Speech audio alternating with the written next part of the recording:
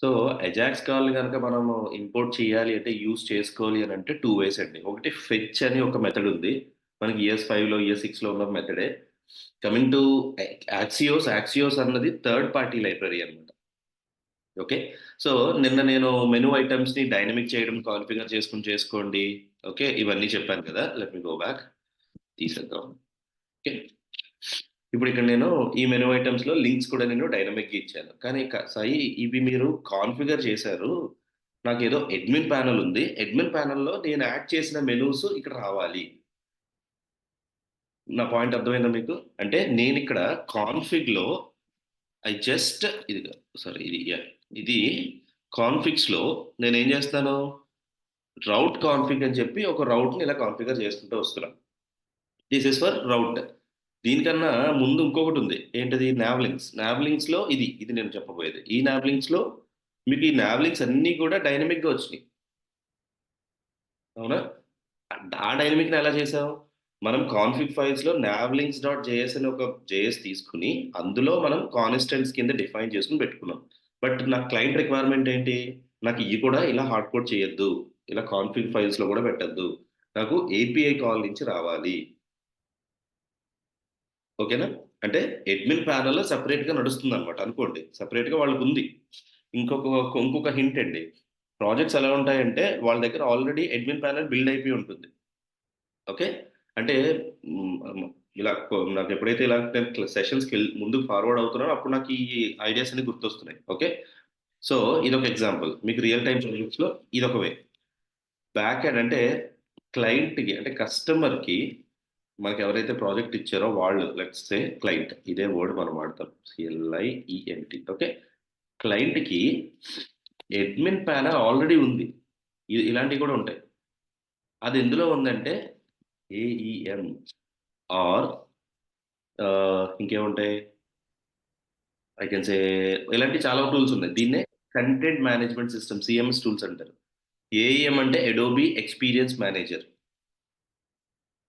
మీకు just like మీకు అర్థం కావాలి అంటే దీన్ని జూమ్లా, మీరు జూమ్లా వాడుంటారు, లేదా వర్డ్ ప్రెస్, అట్లీస్ట్ వినుంటారు వర్డ్ ప్రెస్ గురించి, WORD. ఇలాంటివి అనమాట. ఇలాంటిదే AEM అన్నది జావా మీద బిల్డ్ అయ్యి, AEM కూడా same content management system like Joomla, WordPress లాంటిదే. ఓకే. Adobe experience manager. మీకు ఒక్కొక్కసారి ఇంటర్వ్యూస్ కాదు, మీకు ఎప్పుడైనా జాబ్ పోర్టల్లోని నాకు జాబ్ ఓపెనింగ్ ఉంది, so they are looking for AEM developers, okay, front end with AEM అని వస్తుంటాయి. సో ఇదనమాట. AEM అంటే అడోబీ వర్డ్ ఎక్స్పీరియన్స్. ప్రెస్ అని వస్తుంటది. ఏదండి? సారీ సారీ, కమ్ అదే అగైన్. అదే sir WordPress WordPress గాని వస్తుంటది word job. Press, WordPress ఎక్కువ వాడరు, ఎందుకంటే సెక్యూరిటీ రీజన్స్ ఉన్నాయి వర్డ్ ప్రెస్ జూమ్లాతో. బట్ AEM అన్నది చాలా ఫాస్ట్ గా ఉంటుంది, సెక్యూరిటీ ఉంది అనమాట, అందుకని AEM ఎక్కువ వాడుతున్నారు ఇప్పుడు. ఓకేనా? సో మీకు జాబ్ పోర్ట్ అంటే, ఐ మీన్ సే నౌకరీలో అది మీరు జాబ్ డిస్క్రిప్షన్ చూస్తున్నప్పుడు నిజమే మీరు అన్నట్టు వర్డ్ ప్రెస్ అని జూమ్లా అని కనబడుతుంది. బట్ పెద్ద పెద్ద MNCs అన్ని ఏంటంటే, అంటే లెవెల్ 5 కంపెనీస్ AEM తో వాడుతుంటాయి అనమాట. డిఫరెన్స్. సో ఈ client admin panel already AEM లో ఉంది. మనకి వాడు అక్కడ ఎడిట్లు చేసుకుంటాడు ఏది చేసుకున్నా. ఇప్పుడు ఇక్కడ నాకు మెనూ ఐటమ్స్ లో Paytm for consumer, Paytm for business, investor relationship, company, career, contact ఉంది. వాడు కాంటాక్ట్ తీసేద్దాం అనుకున్నాడు, కోడ్ టచ్ చేయకూడదు. అప్పుడు వాడు ఏం చేస్తాడంటే ఏఎంలోకి వెళ్ళి, ఏఎంలో ఆ మెనూ ఐటమ్స్లోకి వెళ్ళి కాంటాక్ట్ అనేది డిలీట్ చేసేస్తాడు. అప్పుడు అక్కడ అప్డేట్ అయింది, మరి నాకు కంటెంట్కి రావాలి కదా, రైట్? సో దానికోసం ఇప్పుడు ఇంప్లిమెంటేషన్ చేద్దాం చూడండి. సో ఇప్పుడు నేను ఫస్ట్ ఆఫ్ ఆల్ ఇప్పుడు ఏఎం అంటే లైక్ జేసన్ డేటానేనా సాయి? ఏదైనా చేసే లేదంటే డేటాని ఇస్తాడండి బ్యాక్ ఎండ్కి, ఫ్రంట్ ఎండ్కి, సారీ. అక్కడి నుంచి ఫెచ్ చేసుకుంటాం కదా, వాడు దాంట్లో చేంజెస్ అంతే, చేసి ఆటోమేటిక్ దీంట్లో చేంజెస్ అవుతాయి కదా. ఎగ్జాక్ట్లీ. ఇప్పుడు మీకు అదే చూపిస్తా ఉమ్. చూడండి. నేను ఇప్పుడు ఏఈఎం నుంచి డేటా పబ్లిక్ ఫోల్డర్ లో I'm just taking a new folder say responses. మనం ఎప్పుడైనా UI అంటే బ్యాక్ ఎండ్ మనకు తెలియనప్పుడు కానీ, లేకపోతే బ్యాక్ ఎండ్ బిల్డ్ అవుతున్నప్పుడు కానీ ఏం చేస్తామంటే, మనం ఫ్రంట్ ఎండ్ కంప్లీట్ చేయాలి కదా టాస్క్, కాబట్టి పబ్లిక్ లో రెస్పాన్సెస్ అని చెప్పి, రెస్పాన్సెస్, ఓకే, అని ఫోల్డర్ పెట్టుకుని మీకు కావాల్సిన JSON ఫార్మాట్ ని మీ బ్యాక్ ఎండ్ డెవలపర్ని అడగండి. ప్రస్తుతానికి మనం ఫ్రంట్ ఎండ్ మాట్లాడతాం కాబట్టి నేను రెస్పాన్సివ్ బ్యాక్ ఎండ్ డెవలపర్ని అడుగుతున్నా. అందులో నేను ఏం చేస్తానంటే మెను nav links కదా, nav links డాట్ జేసన్. సరే, ఇదే జేసన్. మీరు బ్యాక్ ఎండ్ నుంచి ఫ్రంట్ ఎండ్కి వచ్చి జేసన్ అనుకోండి. దీన్ని నేను ఫార్మాట్ చేస్తాను చూడండి. ఇది ఒక ఆబ్జెక్ట్, అందులో స్టేటస్, మనకు జనరల్గా స్టేటస్ వస్తుంది కదా, స్టేటస్ వచ్చి status will be success. Either it can be capital or small, మీ ఇష్టం. వాడు ఇస్తాడు, బ్యాక్ ఎండ్ వాడు ఇలా ఉంటుంది నీ స్ట్రక్చర్ అని చెప్పిస్తాడు అనమాట. స్టేటస్ ఇచ్చాడు, తర్వాత స్టేటస్ కోడ్ కావాలా, స్టేటస్ కోడ్, లేకపోతే కోడ్ అని కూడా అనుకోండి, సింపుల్గా కోడ్ అందాం. కమా ఐ గో విత్, ప్రస్తుతానికైతే 100 అని పెడుతున్నాను. అదేంటో కోడ్ నేను చెప్తాను, డోంట్ వరీ. నెక్స్ట్ ఇప్పుడు వచ్చి మనకి అసలైన డేటా రావాలి కదా, నేను దీన్ని లింక్స్ అంటున్నాను, కాలమ్. ఇప్పుడు ఏదైతే nav links లో నేను పెట్టానో, for suppose for default let's take this. అంటే ఇప్పటి వరకు నేను ఒక కాన్ఫిగ్ లో హార్డ్ కోడ్ చేసుకున్న దాన్ని ఇప్పుడు అజాక్స్ ద్వారా ఈ రెస్పాన్స్ అనేది ఒక లింక్, ఓకే, బ్యాక్ ఎండ్ నుంచి వచ్చే సర్వీస్ అనుకోండి, దాన్ని నేను డమ్మీగా జేసన్ క్రియేట్ చేసుకుని అందులో పెట్టుకున్నా. అందులో నాకు వచ్చే ఆబ్జెక్ట్ ఎలా ఉంటుంది, Jason object, status, code and data. అయితే డేటా అర్థమైందా? సేవ్ చేసుకోండి. ఇది సేవ్ చేసుకోండి. ఫస్ట్ ఆఫ్ ఆల్ నాకు ఇప్పుడు అజాక్స్ కాల్ జరగాలి. ఇది మర్చిపోండి ప్రస్తుతానికి మనము కాంపోనెంట్స్ లో మన డిఫాల్ట్ హెడర్లోకి వెళ్ళండి. డిఫాల్ట్ హెడర్లో కదా మనం లింక్స్ వాడుతున్నాం, nav links ని. nav ఇక్కడ ఉందా, nav కంటైనర్ ఇక్కడ, ఓకే. ఇక్కడ కదా మెనూ ఐటమ్స్ అని తెచ్చుకోండి, మెనూ ఐటమ్స్ డాట్ లెంగ్త్ ఇవన్నీ చేస్తున్నాం. ఈ మెనూ ఐటమ్స్ ఎక్కడి నుంచి వస్తుందంటే మనకి అక్కడి నుంచి ప్రాప్స్ లో పంపిస్తున్నాం. ఇప్పుడు ప్రాప్స్ లో పంపించక్కర్లేదు. ఇప్పుడు చూడండి, ఇక్కడ నేను అజాక్స్ కాల్ రాస్తా, nav కంటైనర్ లో రాస్తున్నా, గుర్తుపెట్టుకోండి. ఫంక్షనాలిటీ ఏది ఉన్నా సరే nav కంటైనర్ లోనే రాయాలి. సో నాకు ఇప్పుడు అజాక్స్ కాల్ రాయాలి. అజాక్స్ కాల్ రాయాలి ఎప్పుడు రాయాలి, కాంపోనెంట్ లోడ్ అవుతున్నప్పుడు రాయాలి, అవునా? ఈ nav కంటైనర్ నాకు nav బార్ కావాలి అన్నప్పుడు ఈ కాంపోనెంట్ లోడ్ అవ్వాలి, రైట్? సో లోడ్ అవ్వడానికి మనం అనుకున్న హుక్ ఏంటి, use effect. So now you need to import react. Sorry, react కూడా అక్కర్లేదు యాక్చువల్గా, బట్ పెట్టుకోండి ఎందుకంటే మంచిది. Okay, use, let's keep in use effect from react. చూసారా, యూజ్ ఎఫెక్ట్ అన్న హుక్ వాడుకున్నాం, మనం మాట్లాడుకున్నాం ఆల్రెడీ ఫస్ట్ 2 సెషన్స్ లో. యూజ్ ఎఫెక్ట్ అన్నది కాంపోనెంట్ లైఫ్ సైకిల్ ని డిఫైన్ చేస్తుంది, రైట్? ఈ హుక్, యూజ్ ఎఫెక్ట్ అన్న హుక్ కాంపోనెంట్ లైఫ్ సైకిల్ ని డిఫైన్ చేసి పెడుతుంది. సో నాకు ఇప్పుడు కాంపోనెంట్ లోడింగ్ పర్పస్ కావాలి. సో దీన్ని తీసుకోండి, go to your nav container, use that use effect and first parameter, 2 పారామ్స్ ఉంటాయి, param1 _1, param2 అంటే 2 పారామీటర్స్ అని చెప్తున్నా సింపుల్ గా. సో param1 అన్నది ఒక function, call back function. So నేను arrow ఫంక్షన్ యూజ్ చేసుకుంటా, అయిపోయింది. param2 అన్నది డిపెండెన్సీ అన్నమాట. ఇప్పుడు మీకు ఆన్ లోడ్ కావాలి కాబట్టి పుట్ ఎంప్టీ అరే. సో ఈ యూజ్ ఎఫెక్ట్ ఇలా రాస్తే మీరు కాంపోనెంట్ ఎప్పుడైతే లోడ్ అవుతుందో అంటే మౌంటింగ్ టైంలో ఎగ్జిక్యూట్ అయ్యి ఆగిపోతుంది. అంటే ఆగిపోవడం అంటే అంతే, ఎగ్జిక్యూట్ అయ్యి వెళ్ళిపోతుంది, ఇంకా మళ్ళీ ఎగ్జిక్యూట్ అవ్వదు. మళ్ళీ మీ కాంపోనెంట్ డిస్ట్రాయ్ అయిపోయి మళ్ళీ లోడ్ అవుతుంది చూసారు, అప్పుడు మళ్ళీ ఎగ్జిక్యూట్ అవుతుంది. అంటే ఒక కాంపోనెంట్ యూజ్ ఎఫెక్ట్ అన్నది ఒక కాంపోనెంట్ లోడ్ అవుతున్న టైంలో హెల్ప్ అవుతుంది. ఇప్పుడు నాకు కావాల్సిన డేటా ఎప్పుడు కావాలి, కాంపోనెంట్ లోడ్ అవుతున్నప్పుడే కావాలి, ఎందుకంటే నేను పేజ్ని రిఫ్రెష్ చేయగానే నాకు పేజ్ వచ్చేది, అంటే ఆ కాంపోనెంట్ లోడ్ అవుతున్నట్టే కదా అర్థం. కాబట్టి నేను యూజ్ ఎఫెక్ట్ పెట్టుకుని ఇక్కడ నేను I will write A fetch, Java script లో ఫెచ్. దాన్ని ఎలా తీసుకొస్తారంటే /, నేను ఇక్కడ responses, where is my responses /nav links .json. Get కాలే కదా, ఇంక నేనేం ఆప్షన్స్ రాయట్లా, జస్ట్ సింపుల్ గా ఫెచ్ యూఆర్ఎల్ ఇచ్చుకున్నాను. యూఆర్ఎల్ మీరు వర్కౌట్ అవ్వాలంటే పబ్లిక్ ఫోల్డర్లో ఇవ్వాలండి. సో ఎప్పుడైతే ఇది మీకు మినిఫికేషన్ అవుతుందో మీ స్క్రిప్ట్ అంతా కూడా పబ్లిక్ ఫోల్డర్లోకి కదా వెళ్ళేది. ఫస్ట్లో చెప్పదే, లాస్ట్ 2 సెషన్స్లో ఎప్పుడో చెప్పినట్టు గుర్తు. సో బిల్డ్ పెట్టినప్పుడు పబ్లిక్ ఫోల్డర్లోకి వెళ్తుంది రన్ చేస్తున్నప్పుడు.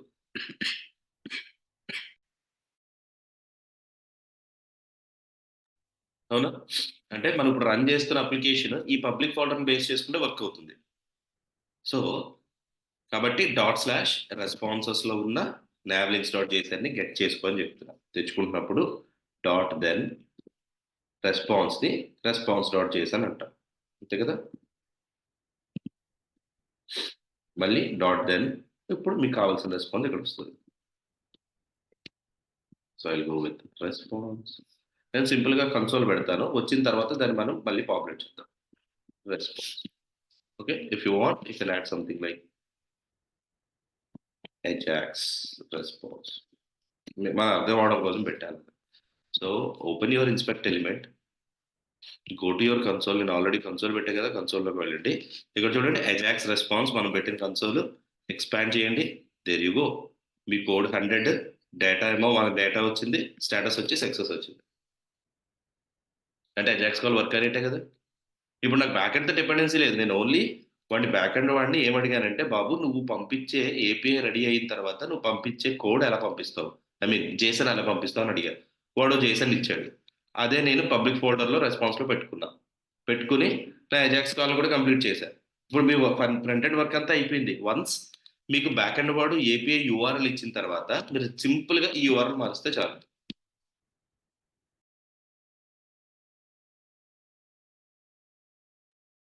అర్థమైందండి? ఈ యూఆర్ఎల్ ఒక్కటి మార్చుకుంటే చాలు. మీరంతా వాడిచ్చిన జేసన్ ప్రకారం చేశాడు కదా! పోనీ ఏమన్నా చిన్న చిన్న చేంజెస్ ఉంటే మీరు మార్చుకోవచ్చు. మీకు వర్క్ అయితే ఆగదెక్కడ. సో, రియల్ టైమ్‌లో ఇలా కూడా వర్క్ చేస్తుంటాం అన్నమాట. అంటే బ్యాక్ ఎండ్ రెడీ అవ్వకుండా ఫ్రంట్ ఎండ్‌కి టాస్క్ వస్తే ఇలా డమ్మీ జేసన్స్ పెట్టుకొని చేస్తాం. లేదు ప్రొడక్షన్‌లో ఇష్యూ వచ్చింది. ఓకే. ప్రొడక్షన్‌లో ఇష్యూ వచ్చింది. మీరు ప్రొడక్షన్‌లోకి వెళ్ళలేరు. రియల్ టైమ్ డేటా ఉండదు కదా! ఇప్పుడు సపోజ్ క్రెడిట్ కార్డ్స్ ఉన్నాయండి. మీకు ఆ క్రెడిట్ కార్డ్ లేదు. అర్థమైందా? ఇప్పుడు సపోజ్ ఎలా చెప్దాం? హెచ్‌డీఎఫ్‌సీ ఉంది. నాకున్న card money cash back card అన్నమాట. ఓకే. ఫైన్. కానీ ప్లాటినం కార్డ్ దేనికో ఎర్రర్ వచ్చింది. మరప్పుడు ఆ కార్డ్ నా దగ్గర లేదుగా నేనెలా టెస్ట్ చేస్తాను? అప్పుడేం జెప్తామంటే ఎవడైతే టెస్ట్ చేస్తారో వాడి దగ్గర నుంచి జేసన్ రెస్పాన్స్ మనకి ఏదైతే రెస్పాన్స్ వచ్చిందో అది కాపీ చేసి పంపించమంటాం. అప్పుడు ఆ డెవలపర్ ఏం జేస్తాడంటే ఇలా ఓపెన్ జేసి నెట్వర్క్ ట్యాబ్‌లోకి వెళ్ళి ఓకే. ఇక్కడ మీకు ఫెచ్ కాల్ ఉంది చూడండి యాప్ చేశాను. వచ్చింది చూసారా? ఈ రెస్పాన్స్‌ని కాపీ జేసి మనకు ఫార్వర్డ్ జేస్తాడు. అప్పుడు కూడా ప్రొడక్షన్ బగ్స్ కూడా ఇలా మనం డీబగ్ చేస్తూ ఉంటాం అనమాట. ఆ రెస్పాన్స్‌ని మనం ఇక్కడ పెట్టుకొని కూడా మనం అసలు ఆ రెస్పాన్స్ వచ్చినప్పుడు ఏమవుతుంది? ఎందుకు బగ్ వచ్చింది ప్రొడక్షన్‌లో అన్నది మనం వాలిడేట్ చేయొచ్చు.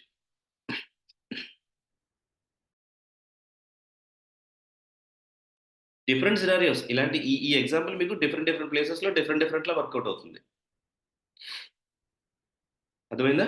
ఇప్పుడు మీకు రెస్పాన్స్ వచ్చింది. సరే ఇప్పుడు రెస్పాన్స్ వచ్చింది కదా! దీన్ని మరి నేను నా కాంపోనెంట్‌లో పెట్టాలి కదా! అనుకుంటే మీరు ఒక స్టేట్ తీసుకోండి. ఓకే. స్టేట్ కదా! సే యూజ్ స్టేట్. ఈ యూజ్ స్టేట్ అన్న హుక్ దేనికి యూజ్ చేస్తాం? ఇంటర్నల్ స్టేట్‌ని మేనేజ్ చేయడం కోసం యూజ్ చేస్తాం. రైట్? సో, నేను డిఫాల్ట్‌గా constant state variable I can సే ఏంటిది నావ్ లింక్స్ మెనూ లింక్స్ అని పెడదాం. Menu items comma set set method set menu items is equal to use state of ఇనీషియల్‌గా నల్ పెట్టుకోండి. లేదా ఎంప్టీ అరే పెట్టుకోండి. అరే కదా మనం ఎక్స్‌పెక్ట్ చేసిన ఎంప్టీ అరే పెట్టుకోండి. ఇప్పుడు ఈ సెట్ మెథడ్‌ని తీసుకొచ్చి ఇక్కడ పెట్టుకొని, ఇప్పుడు ఇందులో మీకు రెస్పాన్స్ ఎలా వస్తుందో చూసుకోండి. అజాక్స్ కోడ్‌లో డేటాలో కావాలి నాకు. డేటాలో ఉన్న అరే కావాలి కదా! సో, సెట్ ఐటెమ్స్‌లో రెస్పాన్స్ డాట్ అంతే కదా! రెస్పాన్స్ డాట్ డేట్ సరిపోయింది. నౌ ఈ మెనూ ఐటెమ్స్‌ని if you want you can just keep a log and see. మీరు బయటకొచ్చి అజాక్స్ కాల్ బయటకొచ్చి లాగ్ పెట్టుకోండి.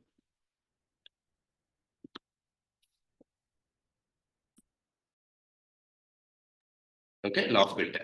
మళ్ళీ ఒకసారి టెస్ట్ చేద్దాం. ఓకే. ఇప్పుడు నాకు ఈ మెనూ ఐటెమ్స్ దగ్గర జస్ట్ కీప్ ఈ అజాక్స్ కాల్ ఆపేద్దాం. Menu items. చూడండి మెనూ ఐటెమ్స్ ఏమైనా వచ్చాయేమో. Yes. There you go. Menu ఐటెమ్స్‌లో నాకు కావాల్సినయన్నీ వచ్చేసినాయి. అర్థమైందా? నౌ ఈ మెనూ ఐటమ్స్ ని instead of passing the props like this I pass menu items is equal to set of menu items. So మీరు అబ్జర్వ్ చేస్తే ఆ మెనూ ఐటమ్స్ ఏదైతే మనకి జేసన్ నుంచి వచ్చిందో ఆ మెనూ ఐటమ్స్ ఇక్కడ కనపడతాయి. ఎలా చెప్తారు సాయి అంటే బిజినెస్ కూడా అయ్యే కనపడాలి. చూడండి బిజినెస్కి వెళ్తున్నా, ఓకే చూడండి అదే వచ్చింది సేమ్ డేటా, ఎందుకంటే అజాక్స్ కాల్ జరిగినప్పుడు వచ్చిన డేటా. నేను ఇంకా బిజినెస్ కి జేసన్ పెట్టలా, ఇది నార్మల్ చేశాను ఇది. ఓకే అంటే అజాక్స్ కాల్ వర్క్ అయినట్టే కదా. ఇప్పుడు ఈ బిజినెస్ తీసి ఫస్ట్ ఆఫ్ ఆల్ దీన్ని ఇంకా ఫినిష్ చేసేద్దాం. ఇప్పుడు నాకు Paytm for consumer, Paytm for business, investors relationship, company career, contact. నాకు బ్యాక్ ఎండ్ నుంచి జేసన్ రెస్పాన్స్ లో మన కస్టమర్ ఏం చేశాడంటే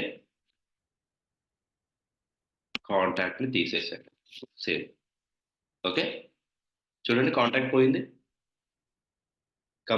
కంపెనీ కెరియర్ కాంటాక్ట్ ఉండాలి, కాంటాక్ట్ పోయింది. ఉన్న కాంటాక్ట్ యాడ్ చేశాడు మళ్ళీ. సరే సేవ్ దెర్ యు గో. ఇప్పుడు కొత్తది యాడ్ చేస్తా, కాంటాక్ట్ తో పాటు ఇంకొకటి ఏదో యాడ్ చేస్తా, something like Sai. Save there you go Sai. Dynamic అయిపోయిందా? ఇంకా ప్రతిసారి ఎప్పుడైతే మీరు అక్కడ జేసన్ మార్చారో అప్లికేషన్ లోడ్ అవుతున్నప్పుడు అజాక్స్ కాల్ తెచ్చుకుంది, అందులో నుంచి మెనూ ఐటమ్స్ తెచ్చుకుని పెడుతుంది. ఇది ఒక వే.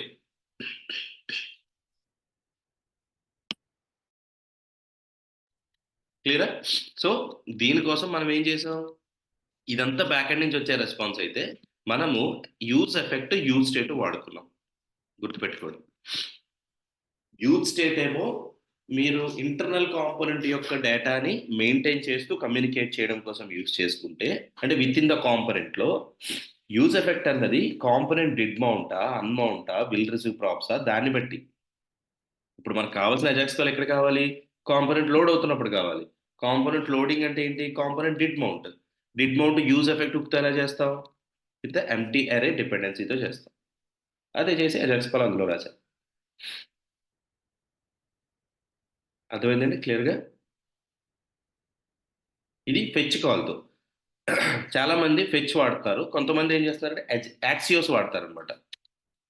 రియల్ టైంలో యాక్సియోస్.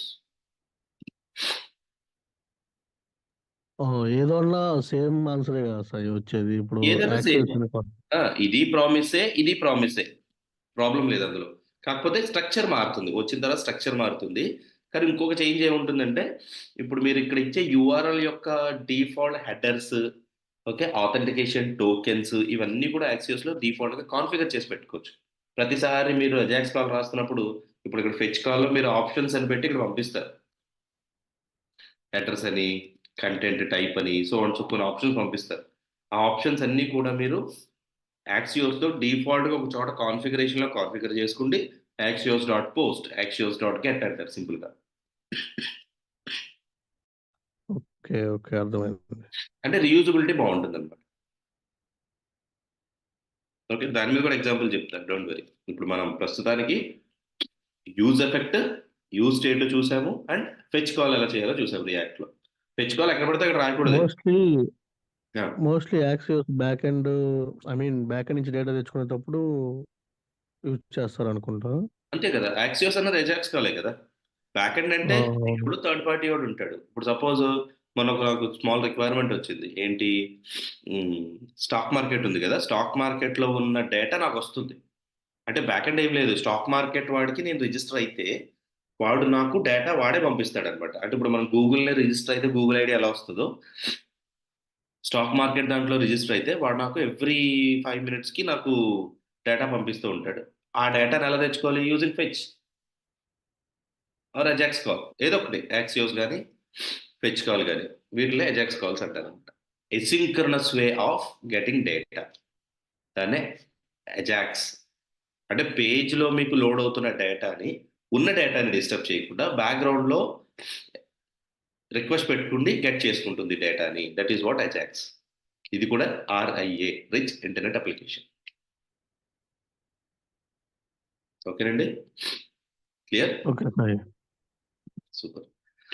ఇప్పుడు నాకు ఒక స్మాల్ క్వశ్చన్ వచ్చింది, అంటే రెండరింగ్ గురించి మాట్లాడదాం. అంటే సాయి ఇప్పుడు మీరు ఇక్కడ స్టేట్ పెట్టారు కదా, మీరు జస్ట్ ఆ స్టేట్లో సెట్ చేశారు డేటాని, దాన్ని ఇక్కడ ప్రాప్స్గా పంపించుకుంటారు, దానికి స్టేట్ ఎందుకు? I'll go with something like let menu items is equal to, నేను డైరెక్ట్ ఇలా వేరియబుల్ పెట్టేసుకుంటాను, అవుతుందా? Make sense? Response dot data ఇలా పెట్టుకుంటాను, అవుతుందా? వర్కౌట్ అవుతుందా? అవుట్పుట్ రాదండి. ఎందుకు రాలేదు? ఏది ఐడియా? ఎందుకంటే ఈ క్వశ్చన్ నా జూనియర్ ఒక ఆయన, అంటే నా టీంలో ఒక ఆయన అడిగాడు, ఫ్రెషర్ లేదండి, ఒక అబ్బాయి అడిగాడు అనమాట. ఎందుకు నేను లెట్ వేరియబుల్ కూడా జావాస్క్రిప్ట్ వేరియబులే కదా, దాంట్లో అప్డేట్ చేసి menu items dot response dot data అంటే మరి అప్డేట్ అయిపోవాలి కదా.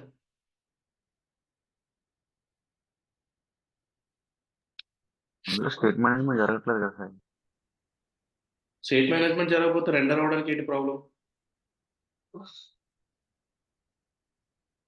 బట్ యువర్ పార్షియల్లీ కరెక్ట్ అండి, correct.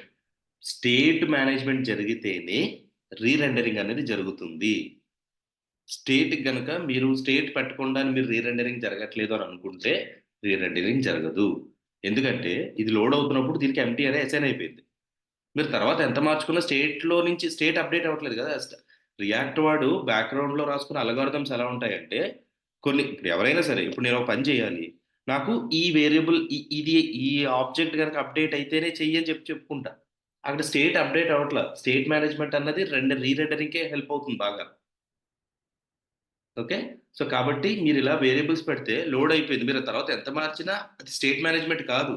So that's the reason రీరెండరింగ్ జరగదు. యాక్చువల్‌గా ఏమవుతుందంటే, ఈ వేరియబుల్ ఇక్కడ లోడ్ అవుతున్నప్పుడు ఫస్ట్ స్టేట్ మేనేజ్మెంట్ జరిగిందనుకోండి. లోడ్ అవుతున్నప్పుడు ఎంప్టీ అరే, మీకు డేటా కనపడదు. మళ్ళీ అదే స్టేట్‌ని నేను ఇక్కడ అప్డేట్ చేశాను కదా, సెట్ మెథడ్ పెట్టుకోండి.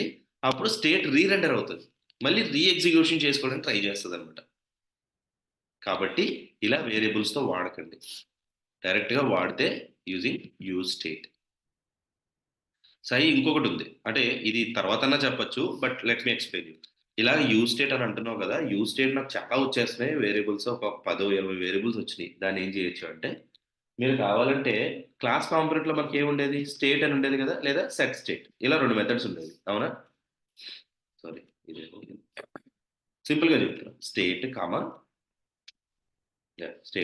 సెట్ స్టేట్, ఈ రెండే ఉండేవి క్లాస్ కాంపోనెంట్స్‌లో. ఓకే. మనకి మామూలుగా ఈ 2 తప్ప స్టేట్ ఇంకేం ఉండేది కాదు. దాంట్లో state dot user name, state dot password అలా పెట్టుకునేవాడు.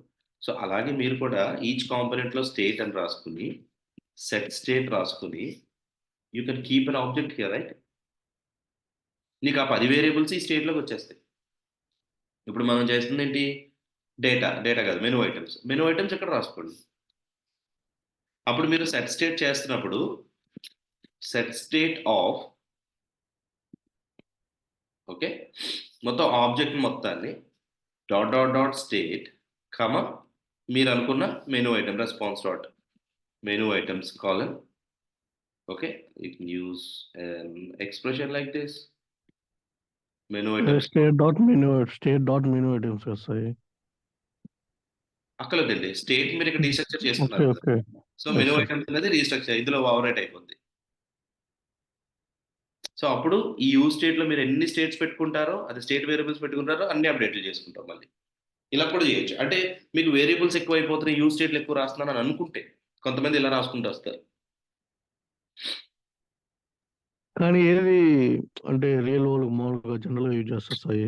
ఐ నేను మీన్ ఫస్ట్ నుంచి అంటే నేను చెప్పే ప్రతి వే ఒక్కొక్క ప్రాజెక్ట్‌లో ఒక్కొక్కలా వాడతారండి. మీకు అర్థం అవ్వడం కోసం చెప్తున్నాను. బట్ జనరల్‌గా నేను చెప్పే కాన్సెప్ట్ ఏంటంటే, మీరు మాక్సిమం 100 లైన్స్ కన్నా ఎక్కువ వెళ్ళరు అని చెప్పేస్తా స్ట్రిక్ట్‌గా. రియల్ వరల్డ్‌లో కరెక్ట్‌గా రాసుకుంటే. సో కాబట్టి ఇలా రాసుకుని ఇది చేసుకోవడం ఎందుకు? కదా. మీకు ఎందుకు చెప్తున్నానంటే, రియల్ వరల్డ్‌లో నేను చెప్పిన ఈ 3 వేస్, ఇప్పుడు సెట్ స్టేట్ అని, లేకపోతే సింగిల్ స్టేట్ అని రాస్తున్నా కదా, ఈ 2 మీరు రియల్ వరల్డ్‌లోకి వెళ్ళినప్పుడు ఒకడు సెట్ స్టేట్ వాడతాడు, ఒకడు స్టేట్ అని వాడుకుంటాడు. చెప్పలేము. కాకపోతే ఈ మీకు తెలుసుకోవడం వల్ల ఒక మంచి బెనిఫిట్ ఉంటుందంతే. కానీ నా సజెషన్ అయితే యూజ్ స్టేట్ వాడుకోండి, ప్రాబ్లమ్ లేదు. కాకపోతే ఎక్కువ వేరియబుల్స్ రాకుండా చూసుకోండి. లిమిటెడ్గా చేసుకోవడానికి ప్లాన్ చేసుకోవాలి. అంటే రీడబిలిటీ బాగుంటుంది అసలు. అవును.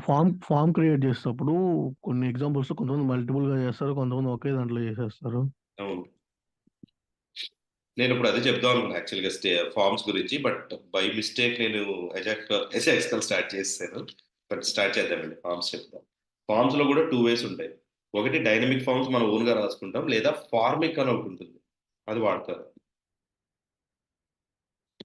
ఫార్మిక్ సంథింగ్ ఎక్సెల్ ఒకటి ఏదో వస్తది. ఓకే. ఫార్మిక్‌తో కూడా చేస్తుంటారనమాట.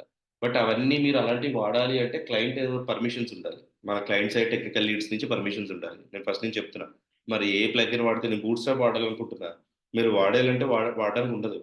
మీరు ఫస్ట్ అప్రూవల్ తెచ్చుకోవాలి. బాబు నేను ఇందులో ఈ టెక్నాలజీ వాడదాం అనుకుంటున్నా. ఈ ప్యాకేజ్ వాడదాం అనుకుంటున్నా అని మీరు వాడికి చెప్పాలి. లేకపోతే తర్వాత నువ్వు ఎందుకు వాడావని మీకు క్వెషన్ వస్తదనమాట.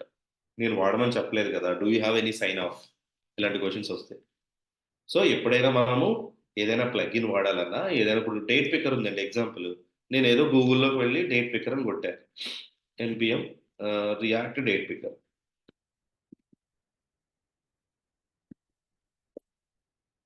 ఓకే. ఇదిగో React date picker created by హ్యాకర్1 అని వచ్చింది. ఇదేదో బాగుంది. ఇది వాడేస్తాను అనుకోవడానికి మనకి ఇది లేదు. ఇది డేట్ పికర్ అంటే. ఇలా క్లిక్ చేస్తే డేట్ వస్తది. సెలెక్ట్ చేస్తే సెలెక్ట్ అవుతుంది. సాయి వాళ్ళు డిఫాల్ట్‌గా డాక్యుమెంటేషన్‌లో రాసి పెట్టుంటారా? ఈ టెక్నాలజీ ఇవే యూజ్ చేయాలి అని. నేనదే సారీ నేను చెప్పేది మీరు అర్థం చేసుకోండి. 2 వేస్ ఆఫ్ ప్రాజెక్ట్ డెవలప్‌మెంట్. మీరు స్క్రాచ్ నుంచి అయితే ఇలాంటి కేసెస్ వస్తాయి. మీరు మిడ్ ఆఫ్ ద ప్రాజెక్ట్‌లో జాయిన్ అయితే ఆల్రెడీ డాక్యుమెంట్లు ఉంటాయి. డాక్యుమెంట్లు ఉండకపోయినా మీకు కోడ్ చూస్తే అర్థమైపోద్ది. ఎందుకంటే వీడు ఇంపోర్ట్ చేసిన కాంపోనెంట్‌ని బట్టి ఏ ప్యాకేజ్ వాడుకున్నాడో మీకు క్లారిటీ ఉంటుంది. అవునా? మీరు ఒకవేళ అవును. మీరే ఓన్‌గా క్రియేట్ చేయాల్సొచ్చిందనుకోండి. అప్పుడు ఈ కేసెస్ వస్తాయి. అర్థమైందా నేను చెప్పింది? ఓకే. ఓకే. సార్ అర్థమైంది. యాహ్! మీరు ఆ సినారియో నేను చెప్పే ప్రతి పాయింట్‌ని మీరు అలా కన్సిడర్ చేసుకోండి. ఒకవేళ మీరు స్క్రాచ్ నుంచి ప్రాజెక్ట్ మొదలెడితే ఏమేం ప్యాకేజెస్ వాడాలి, ఏంటి అన్నది మీరు క్లయింట్ దగ్గర నుంచి అప్రూవల్ తెచ్చుకోవాల్సిందే. లేతే ముందు చెప్పాలి వాడికి. ఏదో డెమో ఇస్తున్నప్పుడో, లేతే మీరు పీఓసీ చేసి చూపిస్తున్నప్పుడో, ఇదిగో దీనికి ఈ ప్యాకేజ్ వాడాను. సో, ఇంత security.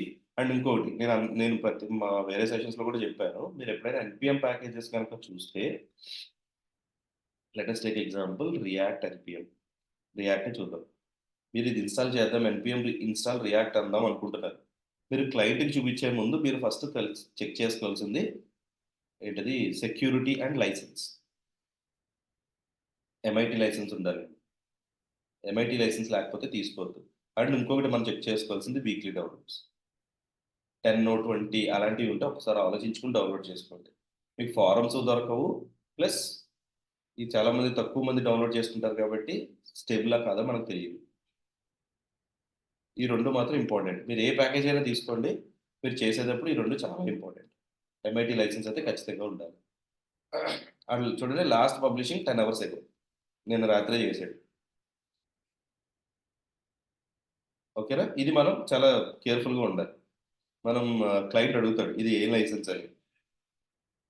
MIT license. And weekly downloads.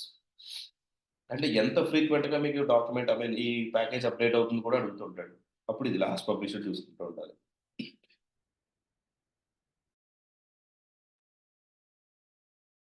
ఓకేనా? అండ్ ఇంకొక పాయింట్ ఇక్కడ డేట్ పిక్కర్ అని నేను ఎందుకన్నానంటే, ఒక్కొక్కసారి వాడు ప్యాకేజెస్ వాడొద్దు అని అంటే గనుక మనం ఓన్‌గా డెవలప్ చేసుకోవాల్సొస్తది ఈ ప్యాకేజ్. అర్థమైందా? ఈ ప్యాకేజ్ మనం ఓన్‌గా డెవలప్ చేసుకుంటే, మనం దీన్ని ఒక ప్యాకేజ్ కింద చేసిస్తూ ఉంటాం అన్నమాట రియాక్ట్‌లో. అప్పుడు ప్యాకేజ్ డాట్ జేసన్‌లో వాడు మనం చేసిచ్చిన ప్యాకేజ్‌ని వాడు పెట్టుకొని ఇదొక టైప్ ఆఫ్ ప్రాజెక్ట్స్. మీరు ఈ ప్యాకేజెస్ బిల్డ్ చేస్తారు. ఇక్కడ ఎన్‌పీఎం ఇన్‌స్టాల్ రియాక్ట్ డామ్ అని అంటున్నాం కదా! అలా కాకుండా మన ఓన్ లైబ్రరీ చేసిస్తే ఇక్కడికొస్తది ఆ ప్యాకేజ్. ఎగ్జాంపుల్ 1 మినిట్ నేను చెప్తా. ఎన్‌పీఎం డాట్ లాగిన్ మనదో ప్యాకేజ్ ఉంది. అప్పుడు సెక్యూరిటీ ఇష్యూ ఏమి ఉండదు గదా! ఓన్ అంతే కదా! లైబ్రరీలో. మనం దీనికంటూ మనకొక లాగిన్ ఉంటది కదండీ! అవునవును. వాడి అకౌంట్‌లోనే లాగిన్ చేపిస్తాడు. వాడికంటూ ఇది ఉంటాయన్నమాట. ఏమైంది?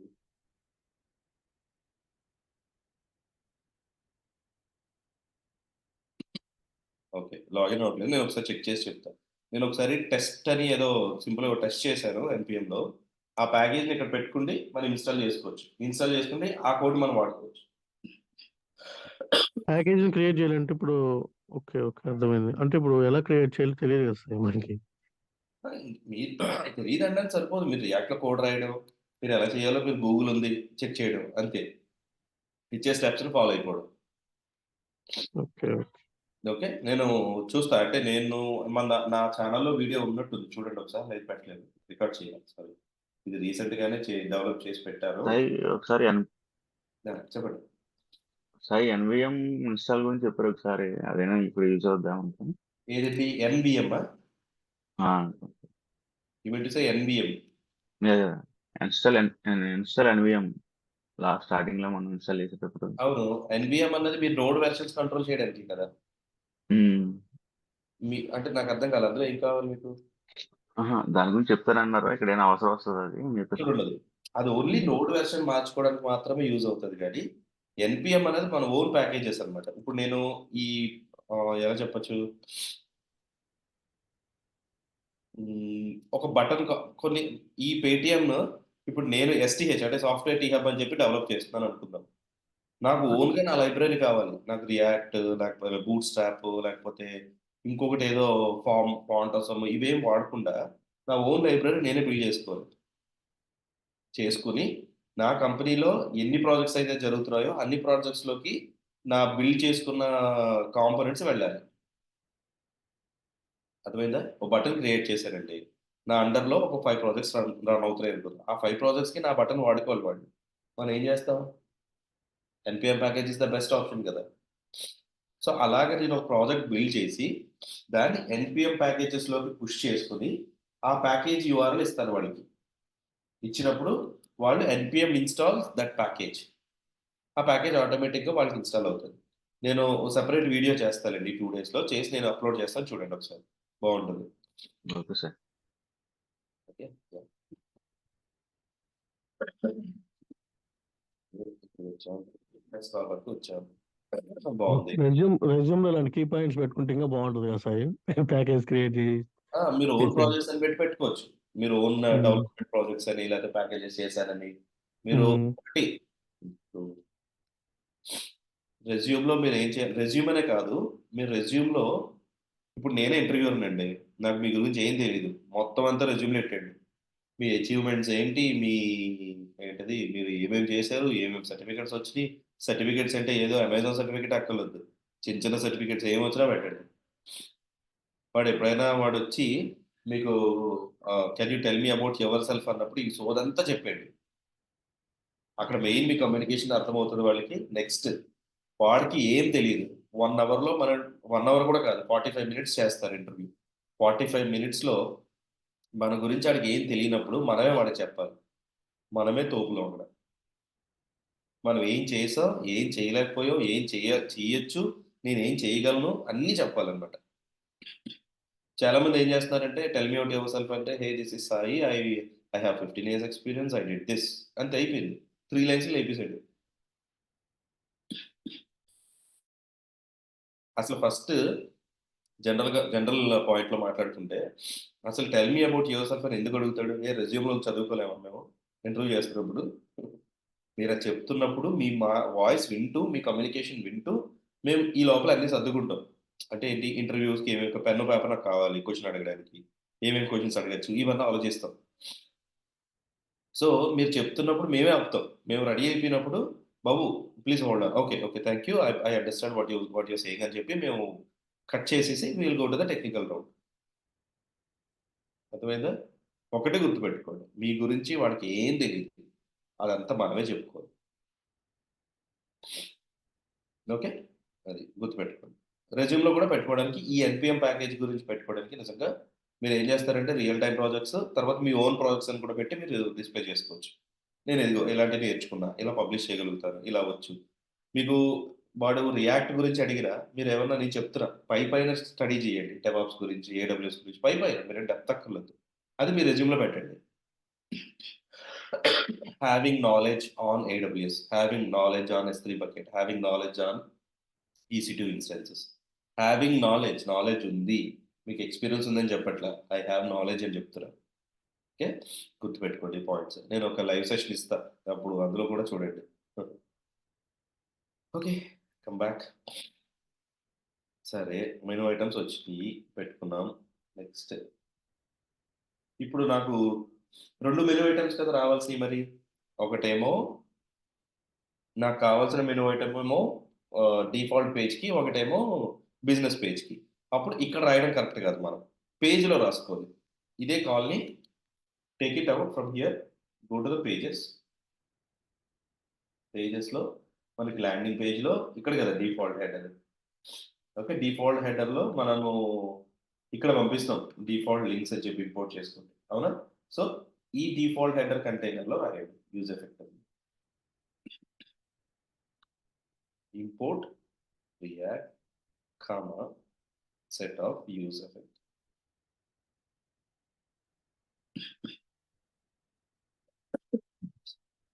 Okay, now ఇక్కడ పెట్టుకోండి, అదే స్టేట్ని ఇక్కడ తెచ్చేసుకోండి. ఈ స్టేట్ ఇక్కడ తీసేసి ఇక్కడ వస్తాను తిరగదు. సో ప్రాప్స్ని ప్రాప్స్ లాగా పంపించండి, ఇంక ఈ కోడే మారదు.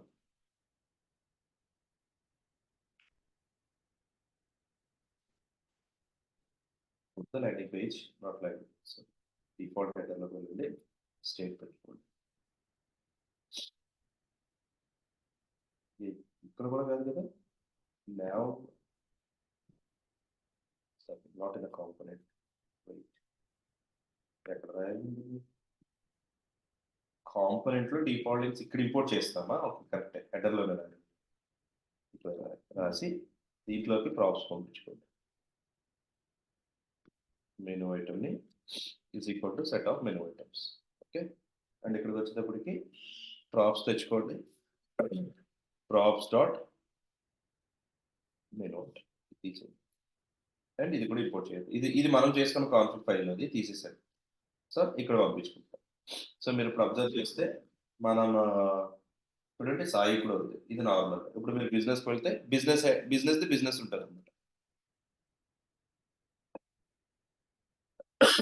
ఓకే, ఇప్పుడు బిజినెస్ కూడా మీరు డైనమిక్ చేద్దాం అనుకుంటారు అనుకో, అప్పుడు ఇదే హెడర్ డిఫాల్ట్ హెడర్ బదులు సేమ్ లాజిక్ని మనము బిజినెస్ హెడర్లో కూడా రాసుకోవాలి. అండ్ ఫస్ట్ రెస్పాన్స్లో ఈ సాయి తీసేయండి.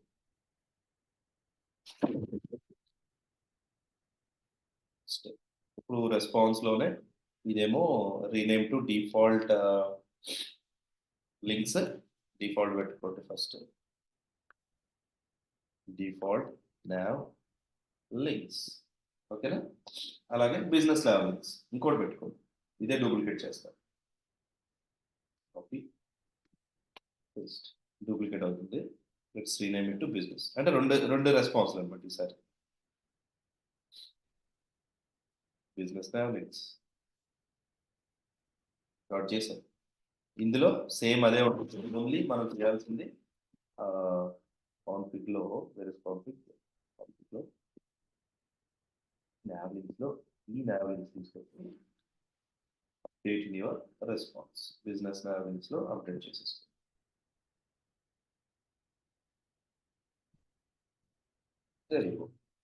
ఇది కూడా సక్సెస్ 100 వచ్చాడు. ఈ కోడ్స్ మాట్లాడతారు ఇప్పుడు కాదు, అజైల్స్ కాల్స్ని క్లియర్గా ఇంటిగ్రేట్ చేస్తుంటూ మాట్లాడతారు. సో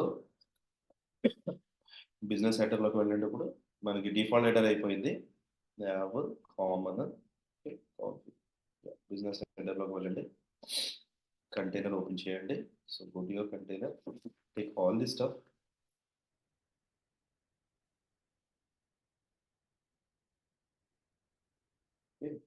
అండ్ ఇందులో మనం ఇంపోర్ట్ కావాల్సింది import react and this line, ఆ లైన్ కూడా పెట్టుకోవాలి. పెట్టుకుని ఇంకొకటి మనము మెనూ ఐటమ్స్ పంపించాలి. కాపీ ఈ కన్సోల్స్ తీసేయండి, వర్కౌట్ అవుతుంది కదా సేమ్.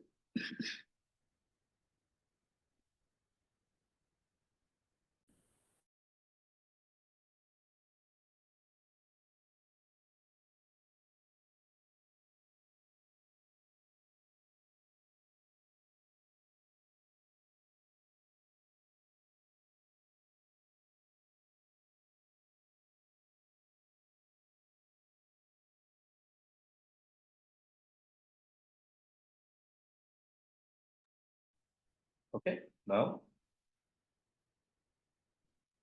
minimum items లో క్రాప్స్ లో నుంచి ఓకే బిజినెస్ రాలేదా, అందుకని ఓకే సమ్ ఎర్రర్ వచ్చింది. అన్ఎక్స్పెక్టెడ్ టోకెన్ ఏదో చేశాను. Okay, go to your responses. Business travelings లో ఎక్కడ క్లోజ్ అవ్వలేదు అంటే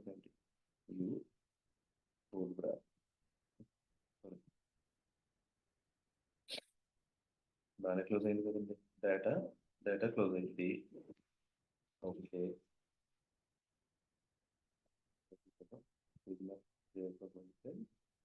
drop dot menu items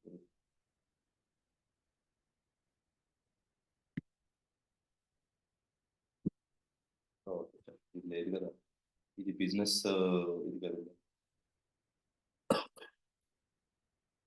control C business there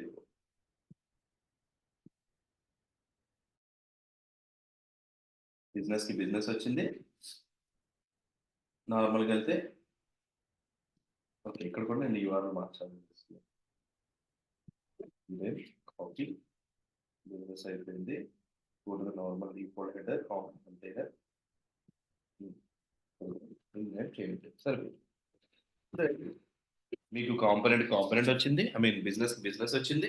default హెడర్కి డిఫాల్ట్ హెడర్ వచ్చింది యూజింగ్ అజాక్స్ కాల్. సరిపోయిందా? ఇప్పుడు పేటిఎం బిజినెస్కి వెళ్తే బిజినెస్ హెడర్ కనబడుతుంది, అది కూడా అజాక్స్ కాల్ ద్వారానే. సరే సాయి, ఇప్పుడు ఇంకొక చిన్న ఇంట్రెస్టింగ్ చెప్తా చూడండి. ఏంటంటే సాయి, మీరు అక్కడ అబ్జర్వ్ చేశారా, డేటా రావడానికి టైం పడుతున్నప్పుడు ఇనీషియల్ గా నాకు ఎంటీ కనబడుతుంది. చూడండి, ముందు ఎంటీ కనబడి తర్వాత నాకు డేటా ఫ్లిక్కర్ అయినట్టు కనబడింది. అని నాకు తెలియట్లా.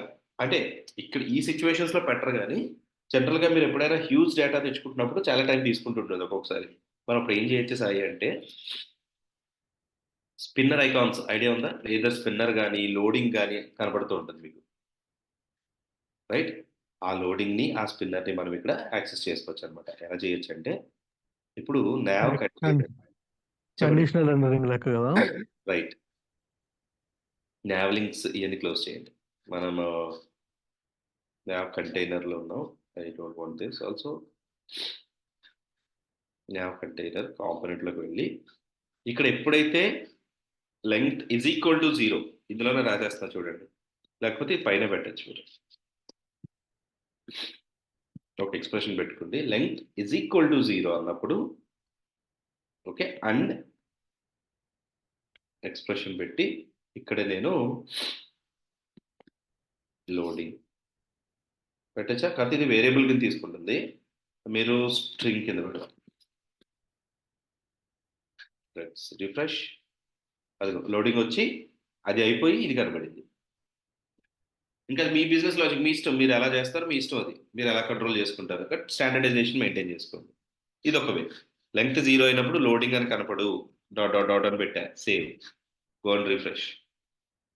అది వచ్చే టైంలో అక్కడ లోడింగ్ కనపడుతూ ఉంటుంది, అంటే అక్కడ ఏదో జరుగుతుంది అని అర్థం. ఓకే, ఆ లోడింగ్ మనం తీసేలేమా? అంటే తీసేయడం అంటే ఆ టైంని మనం ఆ రిఫ్రెష్ టైం ఉంది కదా, మరి అలా కదా, సర్వర్ మీద డిపెండ్ అయి ఉంటుంది కదా, మీకు ఎంత టైం పడుతుందో ఆ టైంలో మనం ఏం చేయలేం. ఆ లేజీ లోడింగ్ కాన్సెప్ట్స్ అవి ఉన్నాయి కదా సార్, అవి ఏం తెలుసు? లేజీ లోడింగ్ అన్నది ఏంటంటే, మీరు మీకు ఎలా చెప్పచ్చు, మీ బ్రౌజర్లో లోడ్ అయ్యే కంటెంట్ని బేస్ చేసుకుంటే స్పీడ్ పెంచడం తప్ప, అజాక్స్ కాల్ నుంచి వచ్చే డేటాని స్పీడ్ పెంచడానికి కాదు. అర్థమైందా? మీరు ఇప్పుడు ఇమేజెస్ ఉన్నాయి, మీ బ్రౌజర్లో లోడ్ అవుతున్నప్పుడు బ్రౌజర్లో లోడ్ అవ్వాలంటే ఎంత టైం తీసుకుంటుంది, కాబట్టి ఇమేజ్ తగ్గించడం అదొక లేజీ లోడింగ్ కాన్సెప్ట్. ఇప్పుడు మనకు అలాగే రియాక్ట్లో కూడా లేజీ లోడింగ్ కాన్సెప్ట్ ఉంది. మీరు కాన్సెప్ట్ ప్రకారం మీరు కాంపోనెంట్ ప్రతిదాన్ని ఎందుకు ఇంపోర్ట్ చేసుకోవాలి, ముందుగానే లోడ్ చేసి పెట్టుకోవడం ఎందుకు, ఈ కాన్సెప్ట్స్ ఉంటాయి కదా. అలా కాకుండా లేజీ లోడింగ్ కాన్సెప్ట్ ద్వారా ముందు కావాల్సిన కాంపోనెంట్స్ లోడ్ చేసి రిమైనింగ్ లోడ్ చేయకుండా ఆపుతుంది అనమాట. అలాగా, అంతేగాని అజాక్స్ కాల్లో నుంచి సర్వర్ నుంచి అజాక్స్ కాల్కి తెచ్చుకునే డేటాని తగ్గించడం, డిస్టెన్స్ తగ్గించడం కోసం కాదు. Okay sir. అందుకనే సర్వర్స్ మారుతాయి. ఏడబ్ల్యూఎస్ సర్వర్స్ అని, అజూర్ సర్వర్స్ అని ఏవో మారుతుంటారు. ఈ అంటే డెవ స్పీడ్ మీద డిపెండ్ అయి ఉంటదా సార్ అంతే ఇదంతాను? అంతా మన బ్యాకెండ్ సర్వర్ మీద డిపెండ్ అయి ఉంటది ఆ speed. Okay sir. Okay. Yeah! అందులోని మన ఇంటర్నెట్ స్పీడ్ మీద కూడా డిపెండ్ అయ్యి ఉంటది. మనం ఎంత జీబీ వాడుతున్నాం అది కూడా.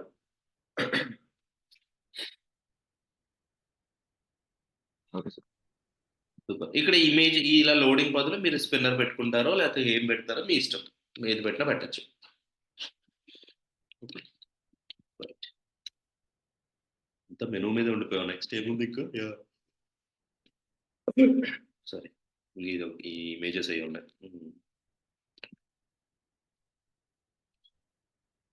Right. Let me add this. No wallet. ఇదొక H1 కింద పెట్టుకోండి. ఇదొక యాంకర్ ట్యాగ్. 2 కాంపోనెంట్స్ చేయొచ్చు. ఓకే. అండ్ చూసారా హెడర్‌కి మీకు షాడో ఇచ్చారు. Box shadow. So, what I'll do bootstrap install చేయడం బెటర్ ఏమో. ఓకే. బూట్‌స్ట్రాప్ ఇన్‌స్టాల్ చేసినా మీరు దాన్ని స్టైలింగ్ చేయలేరు. First point. ఏంటంటే మీకు బూట్‌స్ట్రాప్‌లో నెక్స్ట్ ఇది రేపు సెషన్‌లో చెప్తానులెండి. ఇప్పుడు మీరు బూట్‌స్ట్రాప్‌లోకి వెళ్లారనుకో, సపోజ్ మీకున్నది ఒక బటనో లేకపోతే ఒక ఇదో తీసుకుంటున్నారు. లెట్స్ సే డాక్స్‌లోకి వెళ్దాం. హ్మ్. Grid button. లేకపోతే అలర్ట్స్‌కెళ్దాం. అలర్ట్స్‌లో చూస్తే మీకిలా ఉన్నాయి. రెడ్ వీడు డిఫాల్ట్‌గా వాడిచ్చిన కలర్స్. బట్ నాకు ఈ కలర్స్ ఒద్దు. నాకు వేరే కలర్స్ కావాలి. అప్పుడు దాన్ని ఎలా ఓవర్ చేస్తారు? దానికి స్టైలింగ్ ఇంపార్టెంట్. దాన్ని స్టైల్డ్ కాంపోనెంట్స్ అంటారు. సో, దీన్ని రేపు చూద్దాం. ఇది ఎలాగ మనము రియాక్ట్ బూట్‌స్ట్రాప్ కాంపోనెంట్స్ ఇంపోర్ట్ చేసుకొని చేయాలి. ఓకే. దానికి స్టైలింగ్ ఎలా చేయాలి? ఓకే. ఇవి రేపు చెప్తానండి. సో, మీకు ఫస్ట్ ఆఫ్ ఆల్ దీనికన్నా ముందు ఇప్పుడు చెప్పాల్సిందేంటంటే, మీరు బూట్‌స్ట్రాప్ డైరెక్ట్‌గా వాడరు. You have a react strap. React strap అని మీకొక ప్యాకేజ్ ఉంది. Only for react compatibility. Bootstrap వాడం ఇందులో. రియాక్ట్ స్ట్రాప్ వాడతాం. ఇన్‌స్టాలేషన్ ఎలాగో చెప్తున్నాడు చూడండి. ఇన్‌స్టాల్ రియాక్ట్ స్ట్రాప్ నేను ఇన్‌స్టాల్ చేసి పెడుతున్నా చూడండి. ఇది చెప్పేస్తాను ఈ ప్రాసెస్. ఇది డిలీట్ చేయండి ప్రస్తుతానికి. ఓకేనా? npm install react strap. Okay. ఇది డెవ్ డిపెండెన్సీస్‌లో ఉండాలి. కాబట్టి హైఫన్ సేవ్ పెట్టొచ్చు. లేదా పెట్టకపోయినా ఆటోమేటిక్‌గా ఇన్‌స్టాల్ అయిపోద్ది. ఇన్‌స్టాల్ అయిన తర్వాత చూసారా వాడు హైఫన్ సేవ్ పెట్టమన్నాడు. అండ్ బూట్‌స్ట్రాప్ కూడా ఇంపోర్ట్ చేసుకోమన్నాడు. సారీ. ఎయిదర్ ఇది ఇన్‌స్టాల్ చేసిన తర్వాత ఇది కూడా ఇన్‌స్టాల్ చేయమంటున్నాడు. చేసి ఓకే. అండ్ ఇక్కడ చూడండి react stop currently require 16.8 or higher. 16.8కే సపోర్ట్ చేస్తుంది. లేదా దానికన్నా ఎక్కువ వెర్షన్ అయినా పర్లా రియాక్ట్.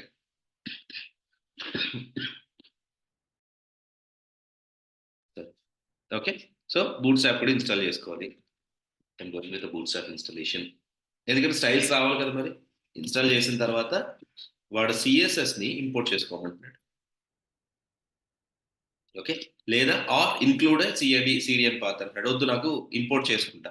ఎక్కడ చేస్తానంటే మీ index.jsలో చేసుకోండి. index.js is the route file. Okay. ఇక్కడ నేను ఇంపోర్ట్ బూట్‌స్ట్రాప్ సీఎస్ఎస్ అని పెట్టా. ఓకే. నెక్స్ట్ ఇప్పుడు ఇక్కడి నుంచి మీకు కావాల్సిన కాంపోనెంట్స్ ఇంపోర్ట్ చేసుకోవచ్చు. ఇప్పుడు సైన్ ఇన్ బటన్ పెట్టాను కదా! బటన్ కాంపోనెంట్‌లోకి వెళ్ళండి. నా రియాక్ట్ స్టాప్ ఇన్‌స్టాల్ అయిపోయింది. బూట్‌స్ట్రాప్ సీఎస్ఎస్‌ని కూడా ఇంపోర్ట్ చేసి పెట్టుకున్నా నా అప్లికేషన్‌లో. So, go to the button కాంపోనెంట్‌లోకి వెళ్ళండి. ఇక్కడ ఇంత రాస్తున్నా కదా! ఇక్కడ చూడండి. Import button from react strap. Okay.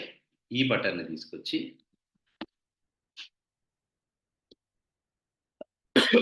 Let me keep a comment.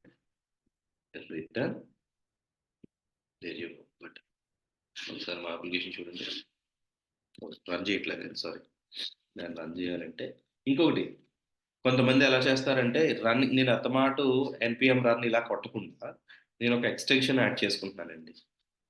Okay. NPM scripts. Okay. లేదా వచ్చింది. NPM view and run NPM scripts install చేసుకోండి. మీరు ఇది ఇన్‌స్టాల్ చేయడం వల్ల ఏమవుతుందంటే మీకు మీ ప్యాకేజ్ డాట్ జేసన్‌లో 1 మినిట్. ఓకే. మీ ప్యాకేజ్ డాట్ జేసన్‌లో ఏవైతే స్క్రిప్ట్స్ మీరు ఇది ఇన్‌స్టాల్ చేసిన తర్వాత ఇక్కడ వచ్చేది చూడండి ఎన్‌పిఎం స్క్రిప్ట్స్ అని. దీన్ని ఓపెన్ చేస్తే మీ ప్యాకేజ్ డాట్ జేసన్‌లో ఏవైతే ప్యాకేజెస్ మీరు ఓపెన్ చేసి ఉన్నాయో అవన్నీ ఇక్కడ కనపడాలి. ఓకే. ఇది ఇక్కడ కనపడలేదు. ఎన్‌పిఎం స్క్రిప్ట్స్‌లో ఎన్‌పిఎంస్ ఇక్కడ స్క్రిప్ట్స్‌లో ఏవైతే ఉన్నాయో ఓకే. ఈ స్క్రిప్ట్స్‌లో like I mean to say ఇవన్నీ ఇక్కడ ఎన్‌పిఎం స్క్రిప్ట్స్‌లో కనపడతాయి. మీరు అర్థమాట వెళ్లి ఎన్‌పిఎం స్టార్ట్, ఎన్‌పిఎం ఇవన్నీ చేయక్కర్లేదు. ఆటోమేటిక్‌గా ఆ స్క్రిప్ట్స్‌ని ఇక్కడ తీసుకుంటదనమాట. బట్ నేను చెక్ చేస్తాలేండి. Just an idea. మీరు చూడండి అది. నాకు ప్రస్తుతానికైతే స్టార్ట్ చేసేద్దాం. Npm start. Wait what happened? Missing starter. Okay. యాక్చువల్‌గా నేను ఆ ఫోల్డర్‌లో లేను. సీడీ, పేటీఎం,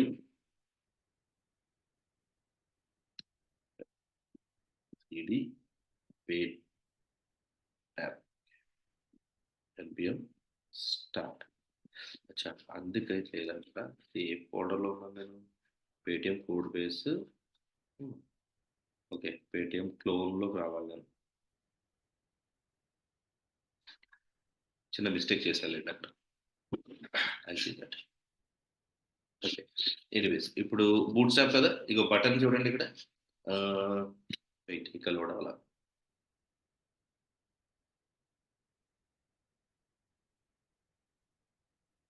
సాయి బూట్‌స్ట్రాప్‌ని మనం లోడ్ చేసుకున్నాం కదా! అది ఒకసారి చెప్పరా మళ్ళీ? యాహ్! మీరు దేనికెళ్ళినా మీకు ఇన్‌స్టాలేషన్ చెప్తదది. ఇన్‌స్టాలేషన్ అన్న ఈ దీంట్లోకి వెళ్తే సింపుల్‌గా వాడు 2 స్టెప్స్ చెప్పాడు. ఒకటి రియాక్ట్ స్టాప్ అన్న దాన్ని ఇన్‌స్టాల్ చేసుకోమన్నాడు. అంటే రియాక్ట్ ఆల్రెడీ ఇన్‌స్టాల్ అయిపోయి ఉన్నాయి. సో, మనం చేయక్కర్లేదు. మనకు కావాల్సింది ఎన్‌పిఎం ఇన్‌స్టాల్ రియాక్ట్ స్టాప్ మాత్రమే. అది నేను చేసేసా. సాయి నాకు డౌట్ ఉంది. ఇప్పుడు బూట్ స్ట్రాప్ ఉంది కదా! React strap. ఒక్క నిమిషం అండి. ఇది అయిపోయాక చెప్దాం.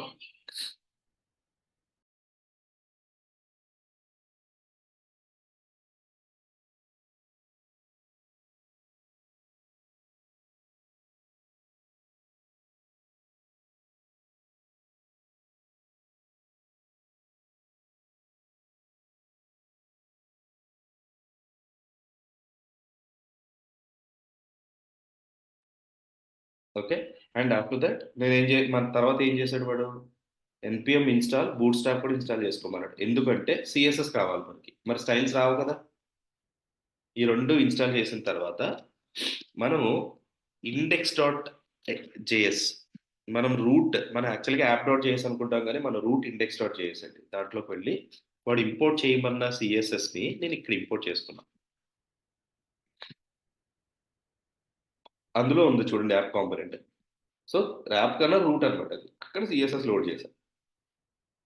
దీన్ని లోడ్ చేయడం వల్ల ఏంటంటే అన్ని సీఎస్ఎస్ బటన్స్‌కి సంబంధించింది గానీ, దేనిదైనా దీనికి అప్లై అయిపోద్దనమాట. అంతే. ఆ 3 స్టెప్సే. ఇంక తర్వాత మీరెక్కడికి కావాలో అక్కడికి వెళ్లి, ఆ కాంపోనెంట్ మీరు ఇంపోర్ట్ చేసుకోవడం సింపుల్‌గా. From react star.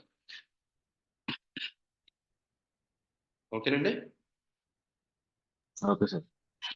ఇంకా నెక్స్ట్ ఇంకో క్వెషన్ ఏదో అడిగారండి మనోజ్ గారు? ఇవి థర్డ్ పార్టీ లైబ్రరీస్ కదా! ఇప్పుడు సడెన్‌గా ఆడు ఈ వెబ్‌సైట్‌ని రిమూవ్ చేస్తాడు. ఇప్పుడు హ్మ్. చాలా ఇబ్బంది కదా! అంటే రిమూవ్ చేయడం అంటే? ఆ లైబ్రరీని రిమూవ్ చేస్తాడు ఆడు సడెన్‌గా. ఆహా! అంటే రియాక్ట్ వాడే రియాక్ట్ స్టాప్ అన్నది రిమూవ్ చేస్తే. ఆ! పరిస్థితి ఏంటి? రిమూవ్ చేయడం డైరెక్ట్‌గా హ్మ్. సీఎస్ఎస్‌లో రాస్తే అది మేజర్ బెనిఫిట్ కదా! When compared to using third party libraries. Third party library అన్నది అంటే ఆడంత ఖర్చు పెట్టి అంత డెవలప్ చేసింది ఎవడు తీయడు. తీయాలనుకున్నా కదా! ముందుగానే ఇన్ఫర్మేషన్స్ అందరికి పాస్ చేస్తాడు. ఇప్పుడు వెర్షన్ అప్డేషన్స్ ఉన్నాయి. మీకెందుకు వెర్షన్స్‌కి మీకు ఆల్ఫా, బీటా అని పెడతాడు? ఆల్ఫా, బీటా అంటే బీటా వెర్షన్ ఇంకా టెస్టింగ్‌లో ఉందని అర్థం. Alpha in the sense stabled version అని అర్థం అన్నమాట. నోడ్‌లోకి వెళ్ళండి నోడ్ జేఎస్. ఇక్కడేమో కరెంట్ వెర్షన్ ఉంది. ఇక్కడేమో ఎల్‌టీఎస్ అని ఉంది. ఇది స్టాండర్డ్ అన్నమాట. రికమెండెడ్. ఇది కరెంట్ అంటే ఇంక ఇప్పుడున్న వెర్షన్. అంటే వాడు డెవలప్ చేసి రిలీజ్ చేసిన వెర్షన్. కాకపోతే ఇది చూసారా 21 ఇదేమో 20. ఇది ఇంకా స్టేబుల్ అవ్వల. సో, ఏది చేయాలన్నా ఇప్పుడెందుకు రియాక్ట్‌లో క్లాస్ కాంపోనెంట్స్‌లోకి మారుస్తాను. మీరడిగిన క్వెషన్ అక్కడుంది. రియాక్ట్ 16.8 నుంచి ఫంక్షనల్ కాంపోనెంట్స్ వచ్చినియి. క్లాస్ కాంపోనెంట్స్ వాడొద్దని చెప్తున్నాడు. అదెప్పటి నుంచి చెప్తున్నాడు? రియాక్ట్ 10 నుంచి చెప్పుకొస్తున్నాడు. బాబు we're coming up with the react functional components అంటే ముందుగానే ఇన్ఫర్మేషన్ ఇస్తాడు. ఇవి పెద్ద పెద్దవి కదండి. మళ్ళీ ఇప్పుడు ఇదే స్టార్టప్స్ కాదు. గబుక్కన ఒక రోజు ఏమన్నా అయితే ఫెయిల్ అయిపోయి దాన్ని ఆపేయడానికి. ప్రొడక్ట్ బేస్డ్ అందుకే. ఒక ప్రొడక్ట్ డెవలప్ చేసిన తర్వాత దాన్ని 10 మంది యూజ్ చేస్తున్నారంటే వాడికి ఇన్‌కమ్ వస్తది. వాడు తీసేయాలన్న థాట్‌లో ఉండడు. ఇంకా దాన్ని బిల్డ్ చేసి మంచిగా ఇవ్వాలని చూస్తాడు గాని. బట్ మీ క్వెషన్ కూడా వాలిడే కాబట్టి ఒకవేళ తీసేయాలి అని అనుకుంటే వాడు ముందుగానే మనకి ఇన్ఫర్మేషన్ ఇస్తాడు. కానీ మీరు అడిగిన తర్వాత నాకు ఇంకో క్వెషన్ వచ్చింది. ఇన్ కేస్ చిన్న చిన్న ప్లగిన్స్ ఏమన్నా వాడి ఒకవేళ అది రిమూవ్ అయిపోతే నేను అందుకే అన్నా. ప్యాకేజెస్ గాని, నంబర్ ఆఫ్ డౌన్‌లోడ్స్ గాని చెక్ చేసుకోండి ఎన్‌పీఎంలో అని. ఎందుకన్నాను ఇందుకే. ఓకేనా? ఇప్పుడు అది గనక నంబర్ ఆఫ్ డౌన్‌లోడ్స్ ఉన్నాయనుకోండి. అదే వాడు తీయడు దాన్ని. స్టెబిలైజేషన్ కదా! ఇక్కడ ఇంతమంది డౌన్‌లోడ్ చేసుకున్నారు ఒక్క వీక్‌లో. దాన్ని ఎందుకు తీయగలుగుతాడు వాడు? అదే ఓ 10 ఉన్నాయనుకోండి. మేబీ వాడు ఉంచొచ్చు, ఉంచకపోవచ్చు ప్యాకేజ్‌లో. ఓకే. కొంతమంది ఓవరాల్‌గా క్రియేట్ చేసుకుంటారు కదా సాయి. లైక్ హ్మ్. Without using third party applications ఓన్‌గా బిల్డ్ చేసుకుంటారండి. చేసుకుంటారు చూడు. చేస్ ఓన్‌గా ప్యాకేజ్ క్రియేట్ చేసుకుంటారు. అంటే ఓవరాల్‌గా ఓన్ ఉంటది. మొత్తం అంతా without own using maintain third. చేసుకుంటారు. ఆ! యాహ్! యెస్. యెస్. అంటే దానివల్ల కొంచెం మేజర్ బెనిఫిట్ ఉంటది కదా! ఇన్ ఉంటుంది. కంపేర్ టు ఎందుకంటే ఒకటి వాడి కంట్రోల్‌లోనే ఉంటుంది. First benefit. అండ్ వాడికి నచ్చినట్టు వాడి థీమ్‌ని కూడా మెయిన్ థీమ్‌లోనే మార్చేసుకోవచ్చు. ఇప్పుడు Wells Fargo example. Wells Fargo ఉందండి. వెల్స్ ఫార్గో కూడా వాడి ఓన్ ప్లగిన్. వాడు ఇలా థర్డ్ పార్టీ ప్లగిన్స్ వాడడు వాడు. వాడికంటూ ఒక లైబ్రరీ ఉంది. మనకు అందుకే వెల్స్ ఫార్గో ఇంటర్వ్యూస్‌కెళ్తే జావా స్క్రిప్ట్‌ని ఎక్కువ టచ్ చేస్తాడు. ఎందుకంటే ఆ లైబ్రరీ అది జావా స్క్రిప్ట్‌లో ఉంది. అది మనం అర్థం చేసుకోగలగాలి.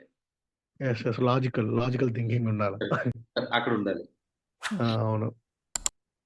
Yeah! Okay. Let me stop.